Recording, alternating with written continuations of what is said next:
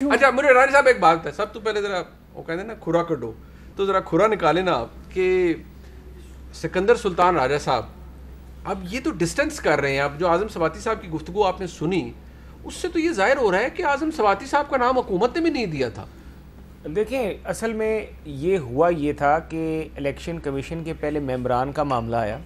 اور وہ 2 ممبران جو تھے الیکشن کمیشن کی ان کی مدت پوری ہو گئی. ٹھیک ہے, اس کے اوپر جو ایک کانسٹیٹیوشنل پروسیس ہے وہ شروع ہوا.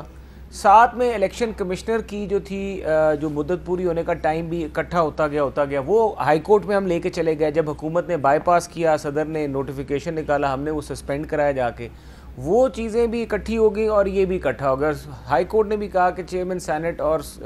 اسپیکر نیشنل اسمبلی مل کے یہ معاملہ ریزالو کروائیں. ساتھ میں الیکشن کمشنر کا معاملہ آ گیا. اب یہ تینوں چیزیں اکٹھی ہو گئیں. ٹھیک ہے, اب اس کے بیچ میں سندھ کے بھی الیکشن کمشنر کا معاملہ تھا, اس کے بیچ میں بلوچستان کے الیکشن جو ممبر ہیں ممبر کا معاملہ تھا, اور اس طرح چیف الیکشن کمشنر کا بھی مدت پوری ہو رہی تھی, وہ بھی اکٹھا ہو گیا. اب اس وقت ساری سیاسی جماعتیں اکٹھی بیٹھ گئیں. اب ہر سیاسی جماعت, پیپلز پارٹی بھی تھی, پی ایم ایل این جو اپوزیشن کی مین لیڈنگ جماعت ہے, اور اس کے ساتھ ہمارے پیپلز پارٹی بھی تھی, ہمارے ساتھ جے یو آئی ایف بھی تھی. ہم سب نے اکٹھے آپس میں کنسلٹیشن کی, اور اس کنسلٹیشن کے بعد پھر انہوں نے اپنی چوائس سے چیف الیکشن کمشنر کی جو تھی وہ انہوں نے خود ڈیسائیڈ کیا کہ چیف الیکشن کمشنر کا نام جو ہے وہ حکومت کی طرف سے آئے گا اور آپ ایکسیپٹ کریں گے. نیگوسیشن یہ ہوئی. ٹھیک ہے, تو ہم نے کہا کہ ٹھیک ہے جی, آپ جو بھی نام پہلا لے کر نام آئیں کس کا آیا تھا؟ جو یہ پہلا نام جو یہ سلطان سکندر کا نام لے کر آئے تھے. اچھا. اس سے پہلے جو نام لے کر آ رہے تھے ان پہ تو اعتراضات لگ گئے نا, ہاں, جب یہ ڈیڈ لاک بنا ہوا تھا. میں نے ڈیڈ لاک میں بتایا کہ ایک طرف سندھ کے ممبر کی بھی سیٹ خالی تھی, بلوچستان کی بھی آپس میں اور یہ بھی تھی. تو گورنمنٹ نے جو اپنی طرف سے جو چوائس اس وقت لی وہ تھی کہ چیف الیکشن کمشنر ہم لیتے ہیں. ٹھیک ہے, تو وہ پھر اس کی آپشن کے بعد پھر چیف الیکشن کمشنر انہوں نے اس کا نام دیا سلطان سکندر راجہ صاحب کا. اور بابر یعقوب صاحب کا تو ایک جینون ریزن تھا کہ بابر یعقوب صاحب کے اوپر ہمارے بھی تفضات تھے. آر ٹی ایس کا جب ایشو بنا وہ سیکرٹری الیکشن کمیشن تھے. پھر اس کے بعد انہوں نے ایک فائل میں نوٹنگ دی تھی, ڈاکٹر ذوالفقار بھٹی ایک ہمارے ایم این اے تھے, ان کی فائل میں انہوں نے نوٹنگ دے کے 20 پولنگ اسٹیشنز پر ری پول کا آرڈر کر دیا تھا, اور وہ اپنا فیصلہ انہوں نے چھپائی رکھا تھا, جو کہ ابھی سپریم کورٹ میں معاملہ چل رہا ہے. اور مجھے امید ہے, میں آپ کے پروگرام کی وساطت سے کہوں گا کہ بابر یعقوب صاحب کو تو وہاں پہ پتہ چل جائے گا کہ انہوں نے کیا کیا تھا. ٹھیک ہے, تو لیکن اب بات جہاں تک یہ ہے کہ اگر اس پہ ان کو تفضیلات نہیں, وہ یہ کہہ رہے ہیں نا کہ کہاں اب یہ راز ہے اور حلف میں ہوں, میں نہیں بتاؤں گا, لیکن اب پتہ ہے سب کو آپ کی اپوائنٹمنٹ کیسی ہوئی تھی. دیکھیں اب ہمیں اب یہ راز ہے, یہ حلف ہے, یا جو بھی ہے, اگر اس وقت ایک خود انہوں نے نیگوسیشن کر کے ایک کنسنسس بلڈ اپ ہوا کہ ہماری لڑائی عدالتوں میں مچ جائے, ہم عدالتوں میں یہ معاملے لے کے جاتے اچھے نہیں لگتے, ہم آپس میں بیٹھ کے سلجھا لیتے ہیں. کیا یہ بات آپ تصدیق کرتے ہیں کہ سکندر سلطان راجہ صاحب کا نام وزیر دفاع جناب پرویز خٹک صاحب نے جی خود دیا تھا, وزیر دفاع صاحب نے خود دیا تھا, اور یہ جو آپ نے کلپ دکھایا ہوا بھی وہی تھا کہ انہوں نے خود نام دیا اور انہوں نے کہا کہ یہ ہماری طرف سے نام ہے. جب نام اور بلکہ ہماری پارٹی میں سے, میں اب آپ کو میں نام نہیں لوں گا, ہماری پارٹی میں سے کافی سینئر لوگوں کے بڑے تحفظات تھے سلطان سکندر راجہ صاحب کے اوپر, بڑے اسٹرانگ ہمارے تحفظات تھے جن کے ساتھ سلطان سکندر راجہ صاحب نے سرو کیا تھا, ان کے تحفظات تھے. اچھا. اور انہوں نے وہ نواز شریف صاحب کو اپنے طریقے سے پارٹی میں جس طرح کنوے بھی کرتے ہیں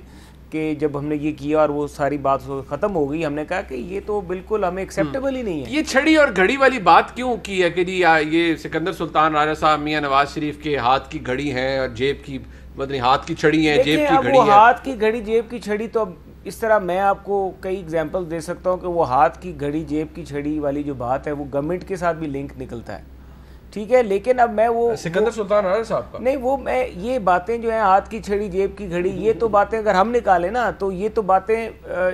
وزیر اعظم ہاؤس تک بھی جا سکتی ہیں نا. بائی دی وے اس کا ٹھیک ہے, اس کے بارے میں آپ نہیں کہتے, میں بتا دیتا ہوں, میں تو بحیثیت ایک صحافی بتا سکتا ہوں. یہ تو کہنا کہ ہاتھ کی گھڑی جیب کی چھڑی, لوگوں کی رشتہ داریاں ہونا میں کوئی برائی نہیں ہے, اور کسی کا کسی سے تعلق ہونا بھی کوئی غلط نہیں, رشتہ داری کوئی گناہ نہیں ہے, کوئی جرم نہیں ہے. ہمارے کئی ایسے لوگ ہیں جو ہماری قریبی رشتہ دار ہیں, ان کی پارٹی میں بیٹھے ہیں,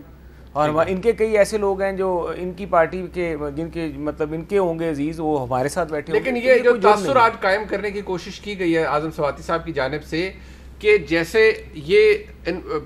جسے کہا جاتا ہے نا کسی خاص طریقے سے ان کا نام لایا گیا اور حکومت نہیں تھی اس کے پیچھے. دیکھیے گورنمنٹ نے یہ سارا مس مینج کیا خود. گورنمنٹ نے from the very first day جب الیکشن لاس کے بارے میں انہوں نے ایک فضا پیدا ہوگی, جب انہوں نے کمیٹی کے بیچ میں بیٹھے ہوئے جو فیٹف کی جب بات تھی تو اس وقت انہوں نے جو ڈرافٹس اندر شیئر ہو رہے تھے اور ٹرسٹ جو اندر کی میٹنگ میں باتیں ہو رہی تھی انہوں نے جا کے باہر شروع کر دی. اس کے بعد ہم نے کہا کہ ہم آپ کے ساتھ کس طرح اعتماد کر سکتے ہیں, آپ اندر کوئی بات کرتے ہیں باہر اور بات ہو جاتی ہے. وہ ڈیفیسٹ کی فضا چل رہی تھی, آگے سے یہ الیکشن کا بل لے کر آئے, ان کو پہلے اپوزیشن کو اعتماد میں لینا چاہیے جو کہ آپ سمجھتے ہیں کہ انہوں نے نہیں اور لیا, ان کی مس مینجمنٹ ہے, اور ساتھ میں الیکٹرانک ووٹنگ مشینز لے آئے یا ای ووٹنگ. اچھا میں ای وی ایمز کے اوپر بھی آؤں گا, میں چاہوں گا اس کے اوپر بات ہو جائے کیونکہ یہ الیکشن کمیشن کے کردار کے حوالے سے ایک بات ناز بلوچ صاحبہ, یہ بات تو اعظم سواتی صاحب کی اس میں وزن ہے اور حکومت کی پوری بات میں وزن ہے جب وہ یہ کہتے ہیں کہ جی جنوری 2021 میں مریم نواز شریف صاحبہ ہوں, مولانا فضل الرحمان صاحب, وہ اپوزیشن ہو, وہ الیکشن کمیشن پر دھاندلی کے الزامات لگاتے رہے,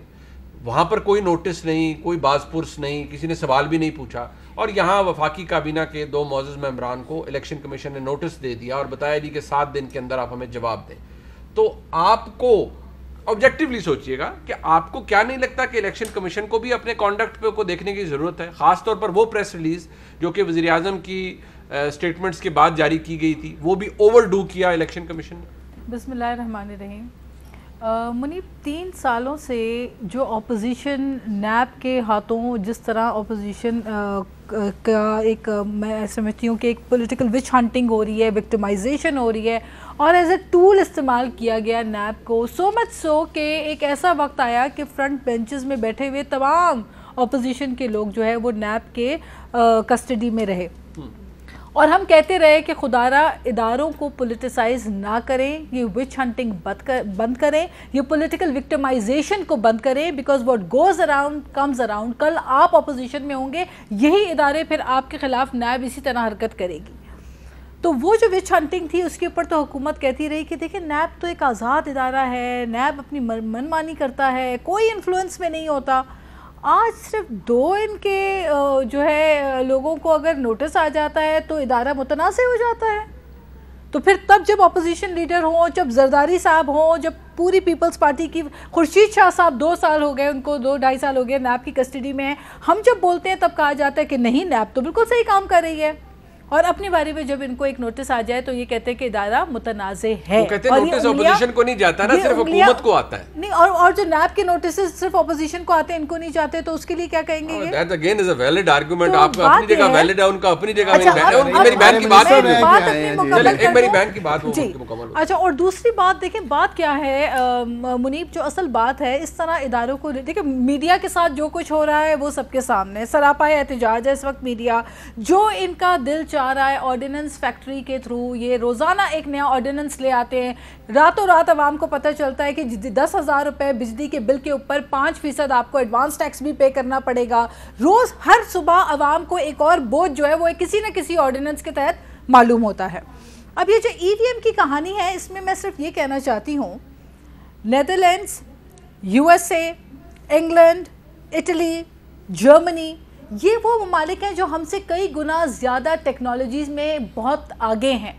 USA میں سلیکان ویلی ہے which is considered to be the hub of information technology, لیکن یہ تمام ممالک نے ای وی ایم کو بین کیا ہوا ہے. اس کی وجہ یہ وہ بتاتے ہیں کہ اس میں ٹیمپرنگ کا عنصر موجود ہے. بٹ وہ بھی ملک ہیں جہاں یہ استعمال ہو رہی ہے, تو آپ دیکھ لیں نا کہ ان ممالک میں کیا کرپشن نہیں ہے. آپ اسے نو کیوں کرتے ہیں, آپ کہیں کہ اسکیل وائز کریں, آپ لوگ تو بالکل ہی لکیر ڈال دیتے ہیں نا. اچھا, دوسری اہم بات یہ ہے, آپ ای وی ایم لانا چاہتے ہیں, آپ ٹیکنالوجی لانا چاہتے ہیں, ہم تو خود چاہتے ہیں کہ فری اور فیئر الیکشنز ہوں, لیکن مجھے بتائیے کہ پھر آپ نے RTS جو بیٹھ گیا تھا اور اس کے بعد جو الیکشن کے نتیجے میں جو لوگ آئے اور ہم نے شور مچایا, اپوزیشن نے کہا الیکشن میں دھاندلی ہوئی ہے, تو اس RTS کے بیٹھنے کے اوپر آپ نے کتنی ایفرٹ کی کہ جی پہلے وہ پتہ کروائیں کہ RTS کیسے راتوں رات بیٹھ گئے تھے. آپ ایک نئی ٹیکنالوجی لے کر آنا چاہ رہے ہیں جس کو آپ جو ہے وہ آنن فانن ایک ہیسٹ میں لا رہے ہیں. پروکیورمنٹ آپ کیسے کریں گے, آپ کے پاس فائنینشیل فیزیبلٹی اس کی نہیں ہے, آپ کس طرح سے گورنمنٹ ایز اے سٹانس کے نہیں جی, ہم وہ بہت ساری جو مشینیں ہیں ان کو بنا بھی سکتے ہیں, ان کو ٹائملی ڈیلیور بھی کر سکتے ہیں, لیکن اب اگر نہیں کریں گے تو یہ کب ہوگا؟ مجھے بتائیے کوئی سٹارٹ اپ تو ہونا, کہیں سے شروع تو کیا جائے. پہلی بات منیب میں آپ کو یہ بتاؤں کہ 3 سال میں جتنی یہ پارلیمنٹ کمزور ہوئی ہے, مجھے افسوس ہوتا ہے کہ اتنی کمزور پارلیمنٹ شاید اس سے پہلے شاید